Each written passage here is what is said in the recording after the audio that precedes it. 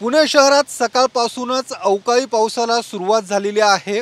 पुण्यातल्या कोथरूड, हडपसर, स्वारगेट त्यासोबतच नवी पेठ, उरळी, देवाची या भागात रिमझिम पावसाला सुरुवात झाल्याचं आपल्याला पाहायला मिळते। आपण पाहू शकतो पुण्यातल्या या कोथरूड परिसरात सुद्धा पावसाने आता पावसाचा जोर वाढल्याचं आपल्याला पाहायला मिळते आणि त्यामुळे अचानक सुरू झालेल्या पावसामुळे पुणेकरांची तारांबळ उडताना आपल्याला पाहायला मिळते आणि जे कामानिमित्त घराबाहेर पडले होते या पुणेकरांची खरं तर धावपळ झाल्याचं पाहायला मिळतं। आणि ज्या पद्धतीने हवामान खात्याने जो अंदाज वर्तवलेला होता राज्यात पुढील 5 दिवस अवकाळी पाऊस होईल, त्यासोबतच तापमानात बदल होईल, हवामानात बदल होईल, त्या अंदाजानुसार पुण्यात पावसाला सुरुवात झालेली आहे आणि आजपासूनच या पावसाला सुरुवात झालेली आहे। पुढील 5 दिवस अशाच पद्धतीचं वातावरण आणि तुरळक ठिकाणी पाऊस पडेल अशा पद्धतीचा अंदाजसुद्धा हवामान खात्याने वर्तवला आहे आणि त्यानुसार आपण पाहू शकतो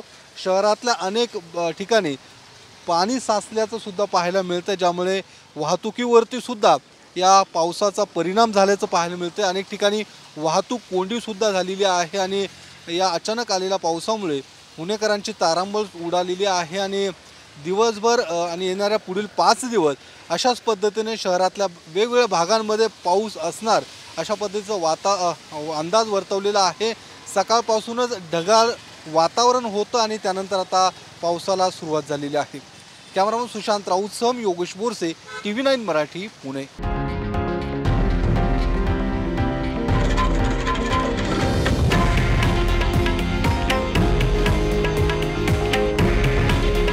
हे आहे देशातील नंबर 1 न्यूज नेटवर्क आणि आपण पाहत आहात TV9 मराठी।